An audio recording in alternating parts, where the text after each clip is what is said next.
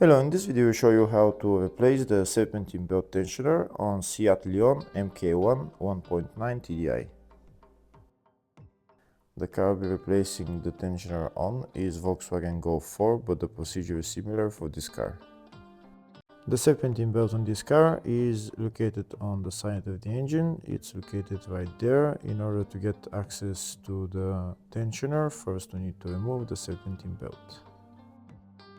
To remove the serpentine belt, we need to go underneath the car, and first we're going to remove this engine under tray.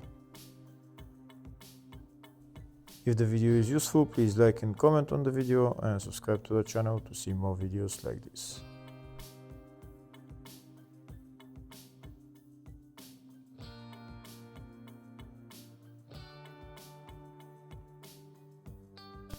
Next, we're going to remove this plastic cover that's covering the serpentine belt.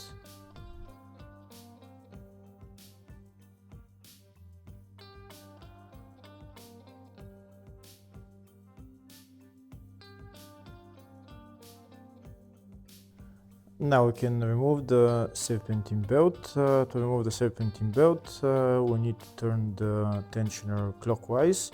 This is the tensioner right there. I'm going to use a long wrench to turn the tensioner clockwise. This is where I need to put the wrench in and then turn it clockwise. When I turn the tensioner clockwise, the belt will get loose and then we can remove the belt.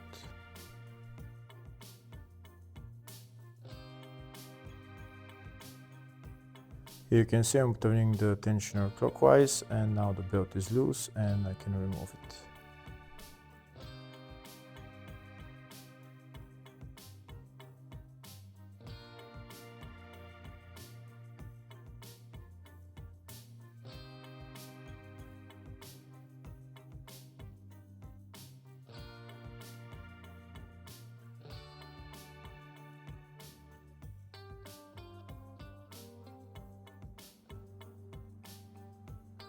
And that's the serpentine belt removed. Next I'm gonna go to the top of the car and start removing the engine cover. The tensioner will have to remove it from the top of the car. To get access to the tensioner, first we need to remove this air intake hose and the air intake pipe. First I'm going to remove the two clamps holding the air intake hose on the rear. I'm going to remove that air intake hose and then I'll start removing the pipe that's on the front.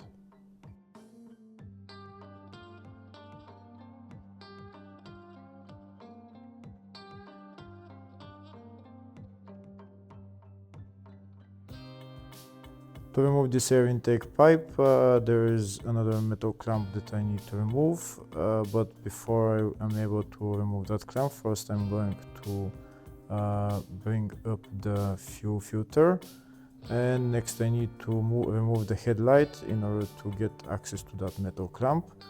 In order to remove the headlight, first I need to remove the bolts holding the bumper on this side. First I'm going to remove the bolts holding the wheel arch liner to the bumper. These are the bolts that you need to remove.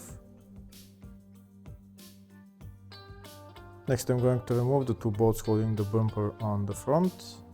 You don't need to remove the whole bumper, just part of it.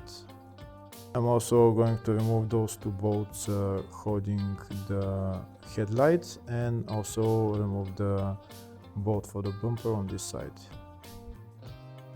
Now that the bumper is loose, I'm going to put the arch liner to the side and I'm going to pull out the bumper and just bring it forward a little bit so that I can get to the two bolts that are underneath the headlight to remove the headlight.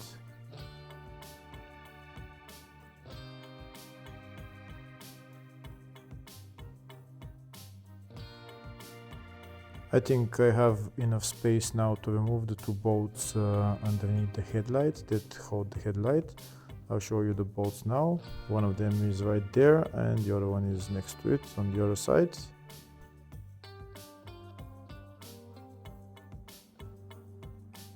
To remove the bolts I need a long extension.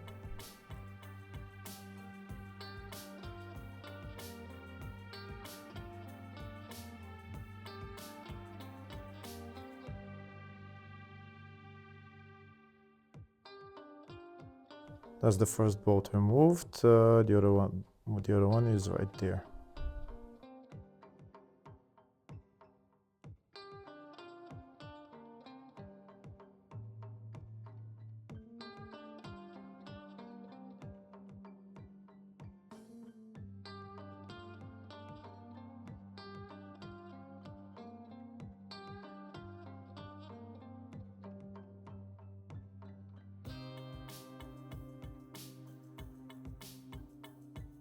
That's the second bolt removed. Now I'm going to bring the headlight to the front, take it out a little bit so that I can get enough space to remove the metal clamp for that air intake pipe.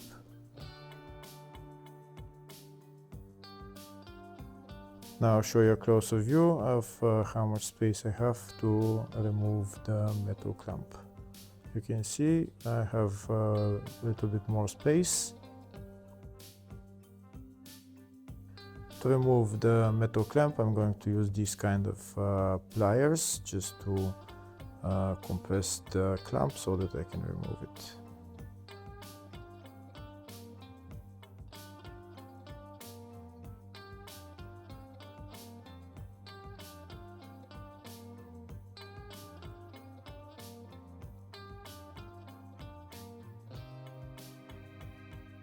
And that's the air intake pipe out. Now, before I'm able to remove the tensioner, I'm going to remove the hydraulic pump pulley because there is a couple of bolts on the tensioner that are just behind the pulley. In order to remove the pulley, we need to remove those 3 bolts.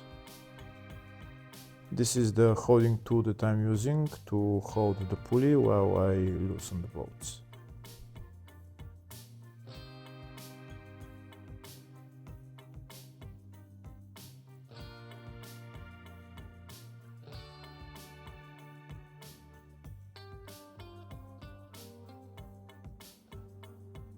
And now I'm going to remove the bolts.